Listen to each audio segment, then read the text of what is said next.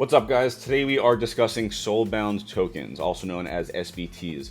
We're going to cover everything you need to know about what an SBT is, how SBTs are different from NFTs, examples of how SBTs could be used, and then why Soulbound tokens were created in the first place. But first, a quick shout out to our sponsor, Zoop. Zoop is an NFT platform that allows users to connect with celebrities and gain access to experiences and lookalike communities through the collection of NFT collectibles and in-app games. They are working on some really cool ways to redefine influencer and celebrity engagement with NFTs, so check them out at zoopcards.com or click the link in the description. All right, let's dive right into it. So, what is a Soulbound token?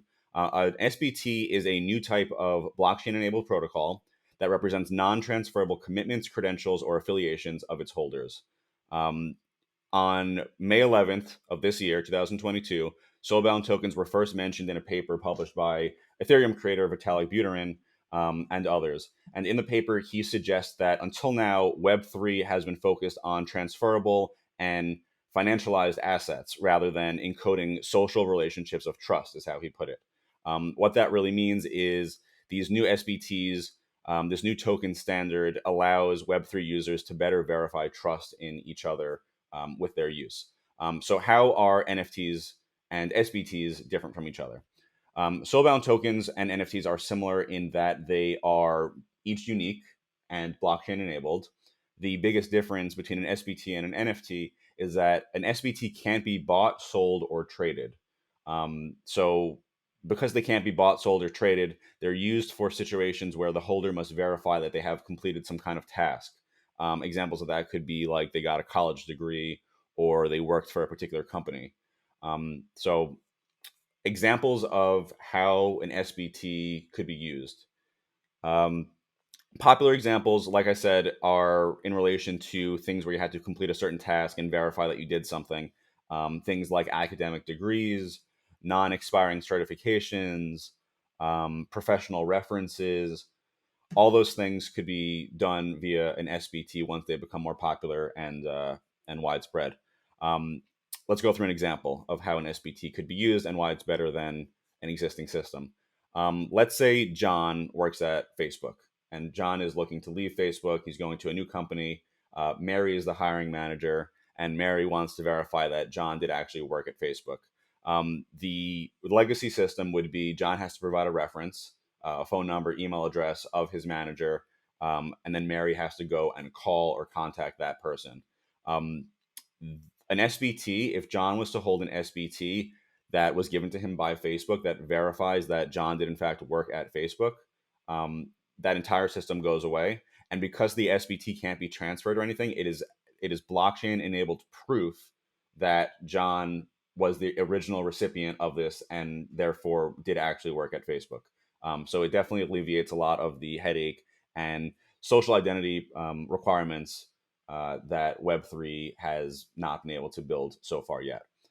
So why are SBTs needed and why were they created? There's a number of reasons why SBTs were created. The largest driving factors in the creation were limitations on NFTs. In the paper published by Vitalik Buterin and others, they gave three main reasons, and I'm going to add a fourth. The first reason being that most NFT creators currently require relying on centralized platforms like OpenSea, for example, to commit scarcity, meaning if they want to prove that there's only a certain amount of things that exist of an NFT collection, someone has to go to OpenSea to verify that. There's not really a convenient way of doing that. So that's one reason. The second reason is that DAOs, decentralized autonomous organizations, when they move past complex voting mechanisms, they have to rely on Web2 infrastructure to avoid Sybil attacks. And a Sybil attack being like creating tons of anonymous accounts, like could be blockchain addresses, to vote on something. The current system for a lot of DAOs is verifying via social media profiles because it's harder to create tons of fake social media profiles than it is to create tons of fake Web3 addresses. So this makes it a little bit easier to get past that point. Number three, most existing Web3 users rely on custodial wallets managed by centralized entities like exchanges, and existing key management systems are not beginner friendly. So they were hoping that SBTs will alleviate that a little bit. Point four that I add in just kind of reading through the paper that they published, is that existing Web3 infrastructure doesn't really have the capability to prove identity. It's very easy to make tons of Ethereum addresses, transfer NFTs. There's no real way of proving that one particular address is a particular person, which was like built by design originally, because that was a huge part of crypto creation, was being anonymous. But there are definitely purposes as we move into a more Web3 world where identity is needed.